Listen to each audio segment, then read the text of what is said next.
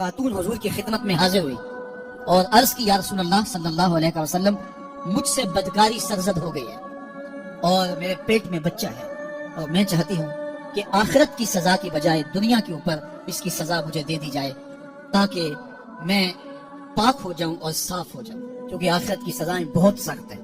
اللہ کے محبوب علیہ السلام نے جبریل امین سے ایک دن پوچھا تھا مجھے جہنم کے عذابوں کا ذکر سناؤ، تو عرض کی یا رسول اللہ صلی اللہ علیہ وسلم ہلکا ترین عذاب یہ ہے کہ جہنمی کے پاؤں میں آگ کے جوتے رکھے جائیں گے، باقی اس کے پورے بدن پہ آگ نہیں ہوگی، صرف آگ کے جوتے اس کو پہنائے جائیں گے، لیکن اس کی حدت، گرمی اور شدت اتنی ہوگی یغلی منہما دماغہ، اس کی شدت سے اس کا دماغ پگھل کر ناک اور کانوں کے ذریعے سے باہر آنا شروع ہو جائے۔ یہ سب سے ہلکے عذاب کی کیفیت ہے، اور جو عذاب سخت ہے الیاذ باللہ، اللہ تعالیٰ قرآن مجید میں فرماتا ہے ثم لا يموت فيها ولا يحيا، اس بڑے عذاب کا ذکر کیا جو جہنمیوں کو دیا جائے گا، فرمایا اس عذاب کی کیفیت یہ ہوگی بندہ نہ جیے گا نہ مرے گا۔ جیے گا اس لیے نہیں کہ آگے اور پیچھے دائیں اور بائیں آگ ہی آگ ہوگی، تو اس آگ میں جینا کو جینا تو نہیں ہوگا، اور مرے گا اس لیے نہیں کہ موت کو موت آ چکی ہو، تو وہ کتنا سخت عذاب ہوگا الیاذ باللہ کے ہلکے ترین عذاب کی کیفیت یہ ہے کہ پاؤں میں آگ کا جوتا اور دماغ پگھل کے ناک اور کانوں کے راستے سے باہر آ جائے۔ تو اس نے عرض کی یا رسول اللہ صلی اللہ علیہ وسلم میرے اوپر حد جاری کر دیجئے، اور اس نے کہا کہ میرے پیٹ میں جو ہے وہ بچہ ہے۔ اللہ کے محبوب علیہ السلام نے فرمایا جاؤ جب بچہ پیدا ہو تو پھر آنا۔ وہ چلی گئی، تو جب بچہ پیدا ہوا تو گود میں اٹھائے پھر حضور کی خدمت میں حاضر ہوئی اور عرض کی یا رسول اللہ یہ ہے بچہ جو میں نے گناہ کیا تھا، بدکاری کی تھی، آج یہ اس کی نشانی ہے۔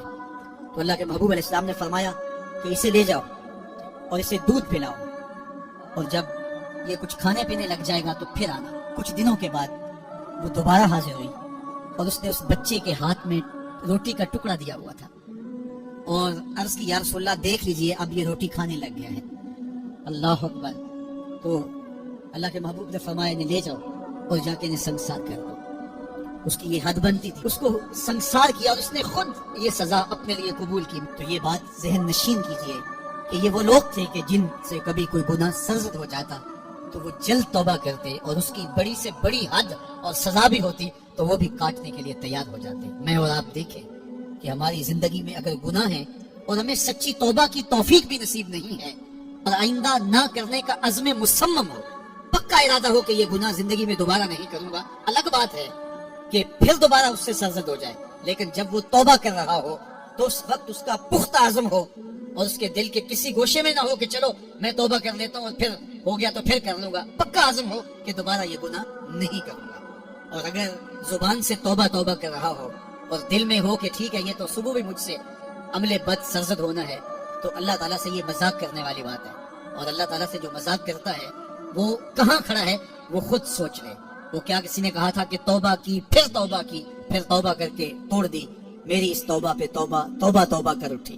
تو ایسی توبہ نہیں ہے کہ جو رسماً کسی مجلس میں چلے گئے، کسی اجتماع میں چلے گئے تو سب لوگوں نے توبہ کی تو وہ بھی توبہ کرتا رہا، لیکن اس کا عزم مصمم پختہ ارادہ نہیں تھا گناہوں کو چھوڑنے کا، تو یہ توبہ نہیں، یہ مذاق ہے۔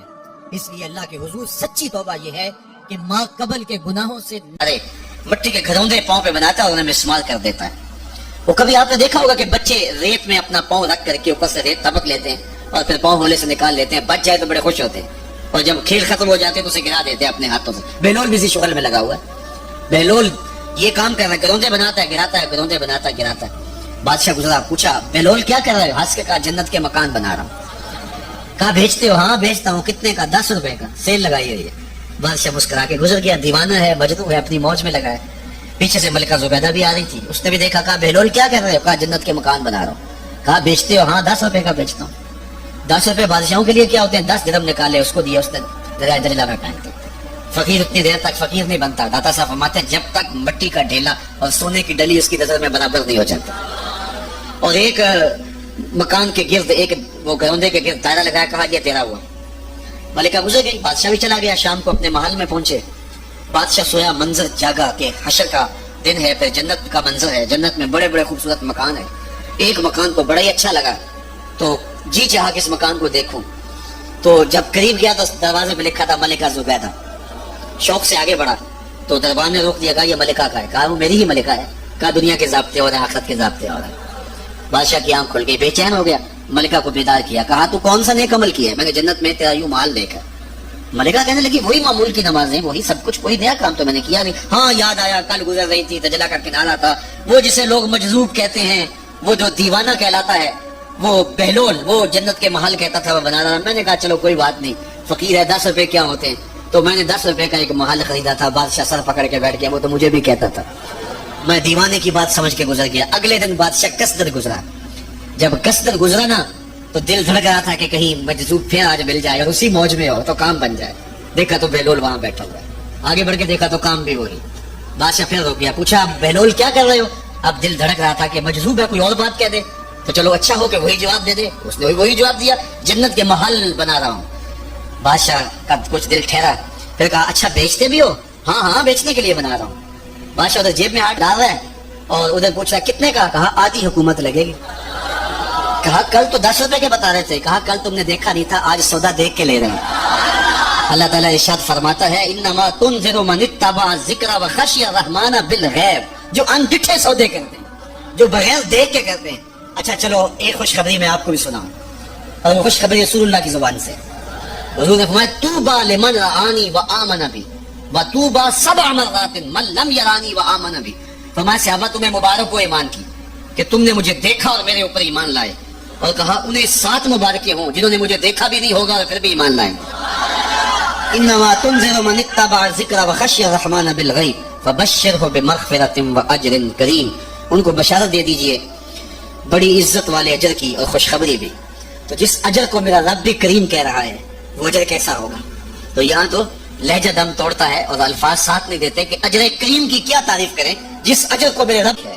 لا فضل لعربی علی عجمی, کسی عربی کو اجمی پر کوئی فضیلت نہیں ہے, اور کسی اجمی کو کسی عربی پر کوئی فضیلت نہیں ہے. کسی گورے کو کالے پر, کسی کالے کو گورے پر کوئی فضیلت نہیں. فضیلت کا معیار صرف تقوی ہے. ہمارے آج بھی ہندوانہ رسمیں ختم نہیں ہو رہی. دولت کی تقسیم پر, امیر غریب کی بنیاد پر اس معاشرے میں تقسیم موجود ہے. ہمارے دیہاتوں میں چودھری اور کمی کی بنیاد پر تقسیم موجود ہے. رعایا اور حکمرانوں کی بنیاد پر یہاں تقسیمیں موجود ہیں. لیکن میرے اور آپ کے آقا و مولا نے قیامت تک آنے والی انسانیت کے لیے جو منشور دیا وہ یہ تھا, کسی عربی کو اجمی پر کوئی فضیلت نہیں, کسی اجمی کو عربی پر کوئی فضیلت نہیں, کسی گورے کو کالے پر کوئی فضیلت نہیں. کیونکہ کالے رنگ بھی اللہ نے بنائے ہیں, گورے رنگ بھی اللہ نے بنائے. حکیم لقمان رنگ کے کالے تھے اور صورت اچھی نہیں تھی. تو کسی نے ان سے پوچھا کہ آپ اتنے بدصورت کیوں ہیں؟ تو حکیم لقمان نے کیا جواب دیا؟ کہا آپ شکل میں نقص نکال رہے ہیں یا شکل بنانے والے میں نقص نکال رہے ہیں؟ تو وہ خاموش ہو گیا. اللہ اکبر. تو یہ اللہ نے بنایا ہے نا, اس نے کانٹا بھی اس نے پیدا کیا, پھول بھی اس نے پیدا کیا ہے, چہروں کی رنگت اس نے بنائی ہے. کسی میں کوئی رنگ بھر دیا, کسی نے کوئی رنگ بھر دیا. تو رنگوں کی بنیاد پر, نسب کی بنیاد پر کوئی افضل, کوئی اشرف, کوئی اعلیٰ, کوئی بد, یہ نہیں ہے. بلکہ معیار جو دیا گیا وہ کیا تھا؟ تقوی. ان اکرمکم عند اللہ اتقاکم, جو زیادہ متقی ہے اللہ کے نزدیک وہی معزز ہے, وہی معتبر ہے. پھر حضور علیہ الصلوۃ والسلام نے عورتوں کے بارے میں تاکید کی کہ وہ تمہاری زیر دست ہیں, ان کی ملک کچھ نہیں ہوتا اور کمزور ہیں, ان کے بارے اللہ سے ڈرنا. اور حضور نے ان کے ساتھ حسن سلوک کرنے کی وصیت کی. پھر غلاموں کے ساتھ حسن سلوک کرنے کا حضور نے درس دیا کہ جو خود کھاتے ہو وہ انہیں کھلاؤ, جو خود پیتے ہو انہیں پلاؤ, جو خود پہنتے ہو انہیں پہناؤ. بعض لوگ ملازم کو, ماتحت کو جو ہیں وہ ہلکے کپڑوں میں کسٹم رکھتے ہیں تاکہ پتہ چل جائے کہ یہ غلام ہے, یہ ملازم ہے اور ہم باس ہیں. حضور علیہ الصلوۃ والسلام نے ان 3 چیزوں کی تاکید کی. پھر حضور نے ہمسایوں کے حقوق کے حوالے سے بات کی. اور صحابہ فرماتے ہیں کہ اتنی بار حضور نے تاکید کی کہ ہمیں یہ گمان ہوا کہیں وراثت کے اندر حقدار نہ ٹھہرا دیا جائے. تو ہمسایوں کے حقوق کے حوالے سے حضور نے تاکید ارشاد فرمائی. پھر حضور نے 3 باتوں کی تاکید فرمائی. پہلی بات, عمل میں اخلاص پیدا کرو, کیونکہ عمل کا خلوص ہی قبولیت کا سبب و ذریعہ ہے. اگر عمل میں خلوص نہیں تو کچھ بھی پلے نہیں ہے. دوسری بات, حاکموں کو وصیت کرنا, جو بادشاہ وقت ہوں, حاکم ہوں, ان کو خیر کی بات کہنا, ان کو بتانا, ان کا قبلہ درست کرنے کی کوشش کرنا. یہ ذمہ داری ہے قوم کے اوپر تیسری بات کی حضور نے یہ وصیت فرمائی، لزوم و جماعت المسلمین، مسلمانوں کی جماعت سے الگ نہ ہونا، الگ الگ ٹولیوں میں نہ بٹنا، لابیاں نہ بنانا، گروہ بندیاں نہ کرنا، جماعت کے ساتھ جڑ کے رہنا، فرقہ بندی سے بچنا اور جماعت وحدہ کا ساتھ دینا۔ حضور نے فرمایا اتبعوا السواد الاعظم فإنه من شذ شذ في النار، جو بڑی جماعت ہے سواد اعظم ہے ان کے ساتھ رہنا، جو ان سے بچھڑ گیا وہ جہنم میں ڈالا جائے گا۔ در ماہی دا چھوڑی نہیں، نہیں تے ہو جاویں گا روگی، جیڑی بکری اجڑوں وچھڑی او بگیاڑا جوگی۔ اس لیے لزوم و جماعت المسلمین، مسلمانوں کی جماعت کے ساتھ قائم رہنا۔ پھر حضور علیہ الصلوۃ والسلام نے فرمایا اے امت مسلمہ، میں تمہیں لاوارث نہیں چھوڑ کے جا رہا ہوں، میں تمہارے اندر دو بھاری چیزیں چھوڑ کے جا رہا ہوں، اور اگر تم ان کو مضبوطی سے تھام لوگے میں ضمانت دیتا ہوں تم کبھی بھی گمراہ نہیں ہوگے۔ ایک اللہ کی